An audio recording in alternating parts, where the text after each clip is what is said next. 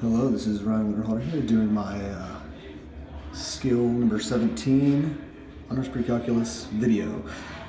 Okay, so the problem says choose 4 different integers a, b, c, and d so that each of them is greater than 2. Use the binomial theorem to determine the fifth term of the expansion a times x to the power of b minus c times y to the power of negative d, all raised to the power of 48. So the values I chose for my problem were 3, 4, 5, and 6.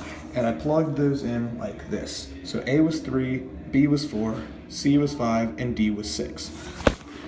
So in terms of finding the fifth term of the expansion, first we need to plug in our values, which we did.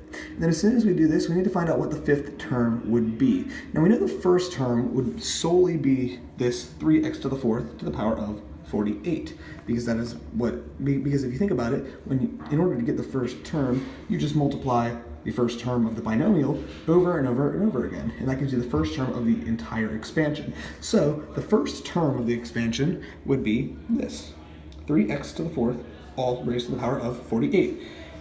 Now, when we go down to the second term, it gets a little bit different.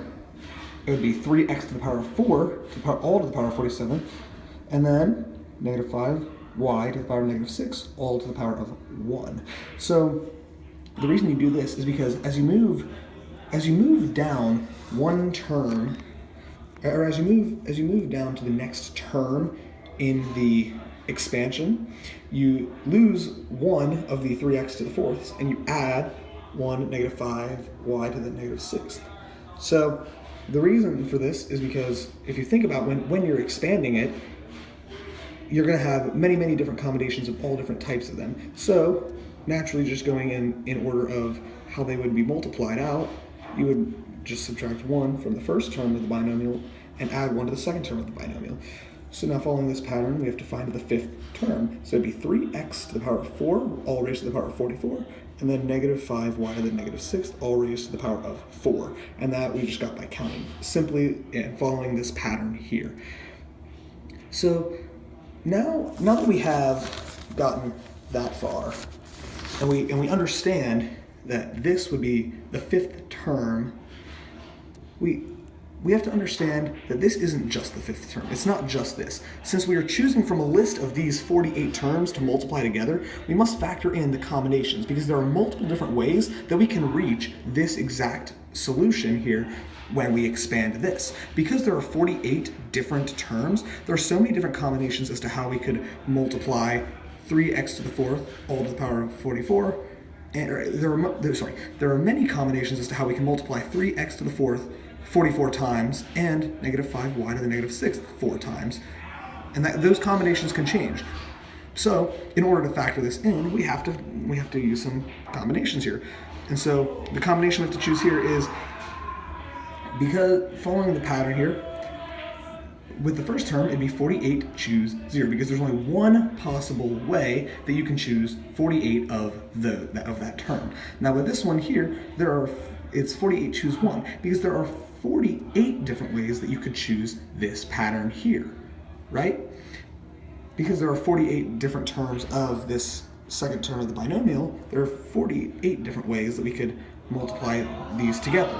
So following the pattern again, when we get to the fifth term, it's 48, choose 4, because we have 48 total binomials, and we're choosing 4 of them here. We're choosing 4 of the second one, right? Because we're incorporating more of that. So when we go down here and we calculate it, this is what we get for our combination. And so then we have to multiply this to our previous answer. So it's the same thing as it was up here. It's this written down here the exact same way, but we have to multiply by this coefficient, because that's the number of combinations that you can get. That's the number of possible ways in which you can multiply this out to get, or to multiply. It is the total number of combinations that you can that exist, where you can multiply 3x to the fourth 44 times and negative 5y to the negative 6th 4 times. And so then when we break this down a little bit further and we use some exponent rules to break this up a little bit more, it'll look a little something like this. And then if we want to, we can multiply all of this out. And it gets us this really, really, really, really, really, really big number. But ultimately, this is what our final answer should look like. So when asked to find the fifth term, we could leave it in either one of the circled forms here.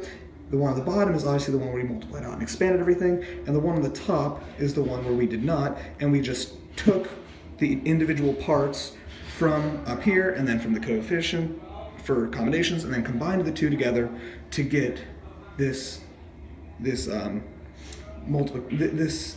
multiplication here. And so we can leave it like that if we wanted to, or we could expand. Either way, it is written correctly. And that is how you find the fifth term in this binomial sequence.